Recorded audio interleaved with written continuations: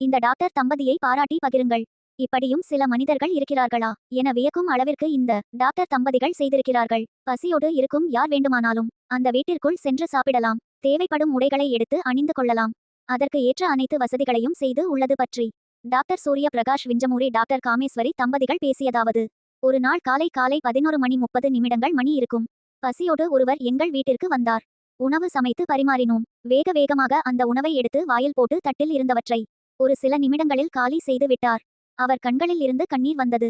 ஏன் சார் அழுகிறீர்கள் என்றோம். சாப்பிட்டு 2 நாட்கள் ஆகிவிட்டன என்று கூறி சாப்பிடாமல் இருந்ததற்கான காரணத்தையும் கூறினார். அப்போது தான் எங்கள் மனதில் இந்த வீடு பற்றிய எண்ணம் உதித்தது. பசியோடு யார் வேண்டுமானாலும் வந்து அவர்களுக்கு தேவையானதை சாப்பிட்டு செல்ல வசதி ஏற்படுத்தினால் என்ன என்ற எண்ணம் வந்தது.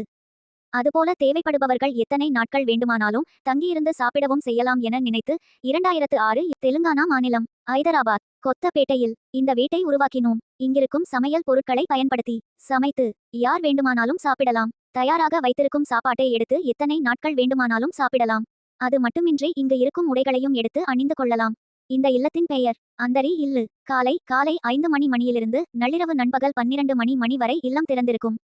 யார் வேண்டுமானாலும் இங்கு வந்து சாப்பிட்டு செல்லலாம். எங்கள் சொந்த வீட்டில் அரிசி சமையல் காசு தீர்ந்து போயிருக்கும். ஆனால் எங்களின் இந்த வீட்டில் ஒருபோதும் எந்த பொருளும் தட்டுப்பாடு ஏற்படாத வகையில் பார்த்துக் கொள்கிறோம். டாக்டராக இருக்கும் நானும் என் மனைவியும் சம்பாதிக்கும் பணத்திலிருந்து மட்டுமே இந்த வீட்டை நடத்துகிறோம். அது மட்டுமின்றி மனநிம்மதிக்காக வருபவர்களுக்கும் இங்கு இடம் உண்டு. இங்குள்ள மணியை அடித்தாலே அவர் மன நிம்மதிக்காக வந்திருக்கிறார் என்பதை தெரிந்து கொண்டு அவர் முன் உட்கார்ந்து அவர் பேசுவதை பொறுமையாக கேட்போம். அதிலேயே பலரின் மன அழுத்தங்கள் தீர்ந்து போகும். அது மட்டுமின்றி இங்கு சிறிய நூலகமும் உள்ளது. இங்கேயே சமைத்து சாப்பிட்டு தங்கி புத்தகங்களை எடுத்து படித்து வேலைக்கு சென்ற இளைஞர்கள் பலர் உள்ளனர். பல லட்சம் பேரின் பசியையும் அவர்களின் மனக்குமுறலையும் போக்கியுள்ள இந்த வீடு எங்களுக்கு பிறகும் இயங்கும் வகையில் செய்துள்ளோம். பல இடங்களில் இதுபோன்ற இல்லங்களை திறக்கவும் ஆசை உள்ளது. இந்த டாக்டர் தம்பதியின் நல்ல மனங்களை பாராட்டி ஒரு லைக் போண்டு உங்கள் எண்ணங்களை கமெண்டில் தெரிவிங்க. இந்த வீடியோ பிடித்திருந்தால் லைக் செய்யுங்க, ஷேர் செய்யுங்க, சப்ஸ்கிரைப் பண்ணிக்கோங்க.